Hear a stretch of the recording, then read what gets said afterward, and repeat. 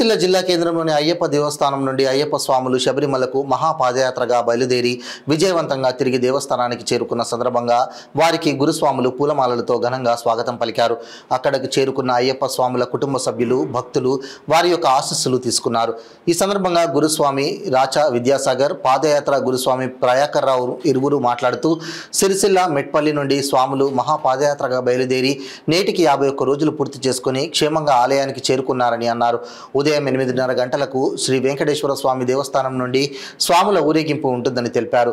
ఈ ఊరేగింపులో పాల్గొన్న వారికి భిక్ష కూడా ఉంటుందన్నారు. ఈ పాదయాత్ర విజయవంతంగా పూర్తి కావడానికి ప్రధాన కారకులు ప్రయాకర్ రావు, మధుసూదన్ అని కొనియాడారు.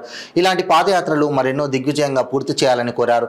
ఈ కార్యక్రమంలో అయ్యప్ప స్వాములు, భక్తులు అధిక సంఖ్యలో పాల్గొన్నారు.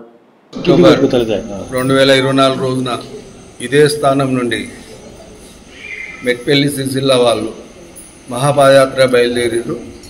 ఇవాళకి 51వ రోజు. ఈరోజు ఇక్కడ చేరి అందరు క్షేమంగా ఉన్నారు కాబట్టి అయ్యప్ప కృతజ్ఞతలకు మీరందరూ ఒక్కసారి కరతాళధ్వనులతో స్వాగతం, సుస్వాగతం. ఇంకో సూచన ఏంటంటే రేపు మార్నింగ్ 8:30కు వెంకటేశ్వర్ల గుడికాడ నుండి స్వాములందరికీ ఊరేగింపు ఉంటుంది.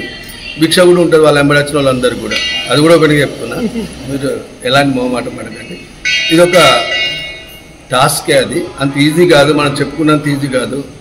51 రోజులు 100 పూటలు అంటే ప్రతి పూట కూడా ఒక ఇబ్బందికరమైన పరిస్థితులే ఉంటాయి. ఇల్లు ఇడిచిపెట్టినాక ఇంటి లెక్క ఉండాలంటే కుదరదు. దీనికి ప్రధాన కారకుడు ప్రయాకర్ రావు, మధుసూదన్ గారు.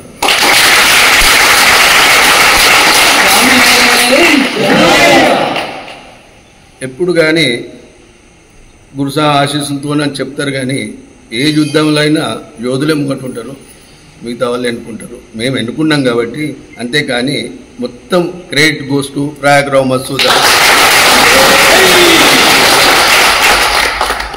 ఇప్పుడు ప్రయాకర్ రావు, మధుసూదన్ గారి పాత్ర ఏందనేది ప్రతి ఒక్కరికి అర్థమవుతుంది. ఎట్లా చేసిండ్రు, ఎట్లా చేసిండు, ఎట్లా తిరిగిండు, ఎట్లున్నాడు, ఎట్లా కష్టపడ్డాడు అనేది. అందుకే భగవంతుడు కూడా భరించటానికే ఇస్తారు. ఆ లీడ్ చేసే అవకాశం కూడా మధుసూదన్ గారికి అయ్యప్ప స్వామి ఇచ్చారు. వారు ఇట్లాంటి యాత్రలు ఇంకా దిగ్విజయంగా చేయాలని కోరుతూ సెలవు తీసుకుంటారు. అన్ని రకాలుగా మాకు ఆర్థికంగా అయినా ఆర్థికంగా అయినా సాయం చేసిన ప్రతి ఒక్కరికి కూడా పేరు పేరున వందనాలు. మూడవది, సిరిసిల్ల శబరి మెట్పల్లి నుంచి బయలుదేరేటువంటి మహాపాదయాత్రులందరికీ కూడా వారికి నిజంగా నేను నా శిరస్సు వంచి వాళ్ళకి పాదాభివందనం చేస్తున్నా. గురువుగారు చెప్పినట్టు విజయము నాది ఒక్కటి కాదు, వాళ్ళందరూ సహకరిస్తేనే నేను ఈ విధంగా ముందుకు పోగలిగిన. వాళ్ళందరూ కూడా నిజంగా చెప్పాలంటే ఒక కుటుంబం అని చెప్పి నేను అనా, ఎందుకంటే కుటుంబంలో ఎన్నో సమస్యలు వస్తూ ఉంటాయి. నేను అయ్యప్ప కుటుంబం అని చెప్తా ఉంటాను. అయ్యప్ప కుటుంబంలో మాత్రమే ఎటువంటి సమస్యలు రావు, ఎటువంటి భేదాభిప్రాయాలు రావు. ఒకటే నిత్యం నామస్మరణ అయ్యప్పది. ఎన్ని భేదాభిప్రాయాలు ఎన్ని వచ్చినా కానీ ఎక్కడ ఎటువంటి కల్మషం లేకుండా చెప్పిన నేను, ఇది సేవ కాదు గురువా, ఇది నా బాధ్యత. దేవుడు నన్ను ఈ పని కోసమే నాకు చేసిండని చెప్పి నేను అనుకుంటా ఉన్నా. ఇది నా పూర్వజన్మ సుకృతంగానే భావిస్తున్నా. భవిష్యత్తులో కూడా గురువుగారు నన్ను ఎన్ని రోజులు ఈ బాధ్యత నాకు అప్పగిస్తే అన్ని రోజులు కూడా పూర్తిగా నేను నా సేవ నేను చేసుకుంటా, నా బాధ్యత నేను తీసుకుంటా. అందరికి కూడా మళ్ళొకసారి స్వామి శరణం.